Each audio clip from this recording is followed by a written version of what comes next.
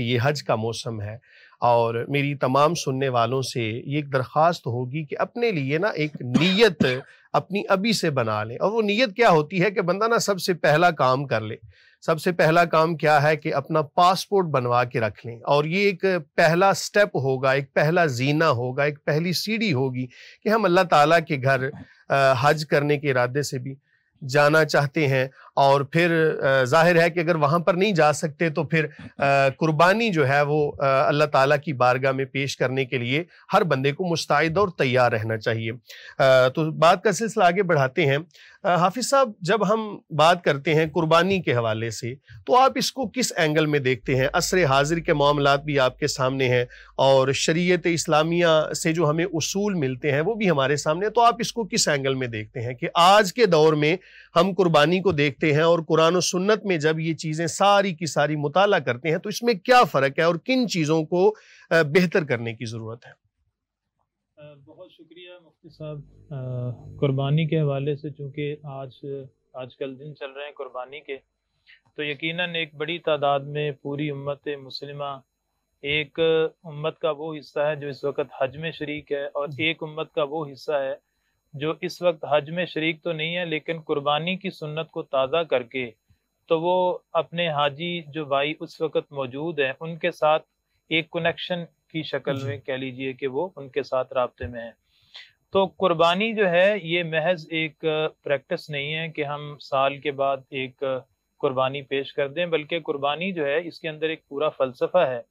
तो मैं ये समझता हूँ कि जो बंदा कुर्बानी करता है ना, इसको 3 हवालों से अपना जायजा लेना चाहिए। ठीक है। एक तो वो है कि जब हम जानवर लेते हैं तो उसमें जो सारे ज़ाहरी उसके जो बताए गए कि ये उसमें खूबियाँ होनी चाहिए, उसके अंदर कोई ऐब नहीं होना चाहिए, वो फरबा होना चाहिए और उसके अंदर कोई नक्स नहीं होना चाहिए, लागर नहीं होना चाहिए, बीमारी नहीं होनी, ये सारी चीज़ें अपनी जगह पे हैं। लेकिन इसके साथ साथ जब आप कुर्बानी करते हैं तो 3 चीज़ें मैं समझता हूँ, 3 पहलुओं से आपको इसको सामने रखना चाहिए। सबसे पहला ये है कि ये कुर्बानी जो मैं कर रहा हूँ, ये मेरा और मेरे अल्लाह का जो ताल्लुक है, मेरे खालिक का जो आपस में रबत है, उसको इसको ये किस तरह उसको महमीज करती है, उसमें क्या बेहतरी लाती है। ये बात तो बिल्कुल इसके अंदर तो बिल्कुल दो राय नहीं है कि जानवर जो है वो अयूब से पाक होना चाहिए। इसी तरह बंदे की कमाई जो है वो भी ऐबों से पाक होनी चाहिए। हम देखते हैं कि असरे हाजिर के अंदर कि जब कुर्बानी की जाती है तो उसके अंदर बहुत सारे ऐसे तबकात हैं कि जिनको उनके गोश्त पहुंचाने से महरूम रखा जाता है। तो आप क्या समझते हैं कि कुर्बानी की करने के बाद उसकी तकसीम का क्या मरहला होना चाहिए? बहुत शुक्रिया मुफ्ती साहब, मैं अपनी बात को इसी तरफ ही लेके आ रहा था। एक पहली बात यह है कि अल्लाह ताला से आपका ताल्लुक वो तकवा की सूरत में, जिसे कुरान कहता है कि लन यनालल्लाह लुहूमुहा वला दिमाउहा वलाकिन यनालुहु तक़वा मिनकुम।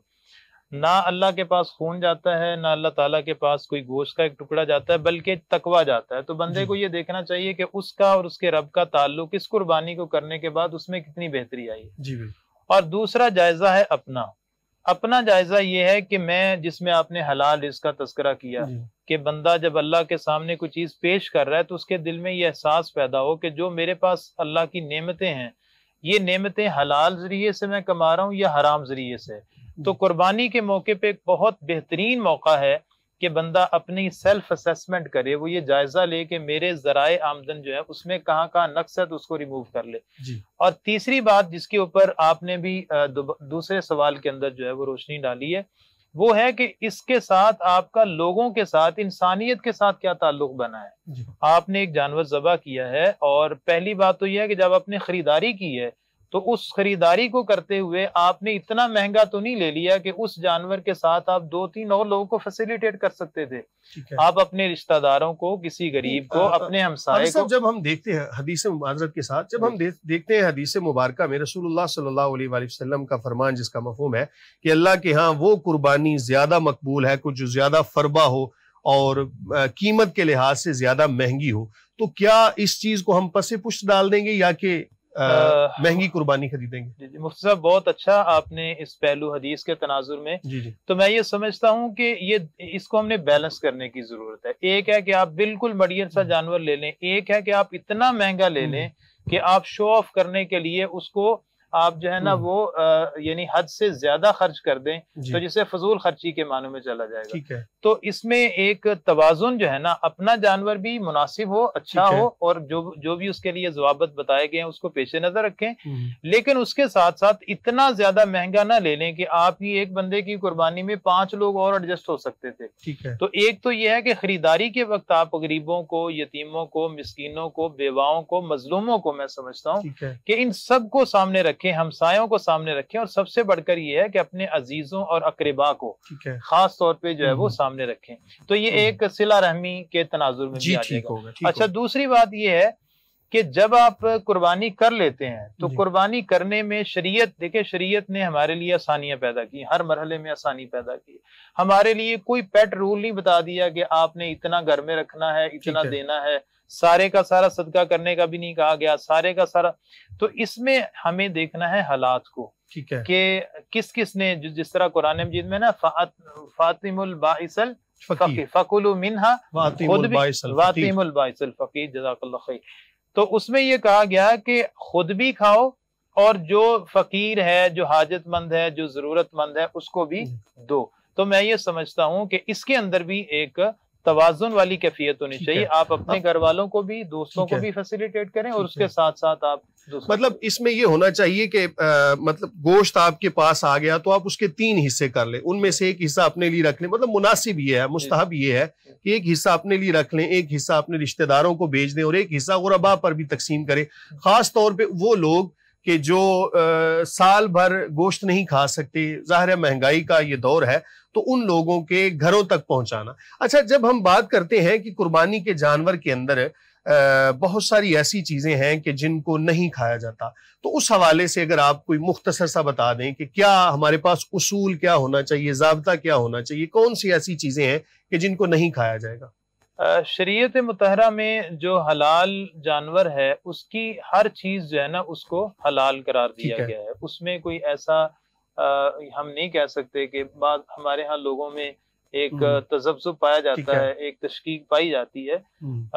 इसमें अहले इल्म का बहरहाल इसमें अपने अपनी राय हो सकती है, लेकिन मेरी मालूमात के मुताबिक शरीयत मुतहरा में जो हलाल जानवर है उसकी सब चीजें आपके लिए हलाल हैं। इसके अलावा यानी उसको आप माइनस कर लें कि जो खाई नहीं जा सकती, मतलब सींग है या उसका तो कोई इस्तेमाल नहीं हो सकता, लेकिन हलाल जानवर की जो चीज यानी ताम के काबिल है, खाई जा सकती है, तो उसको आप खा सकते हैं।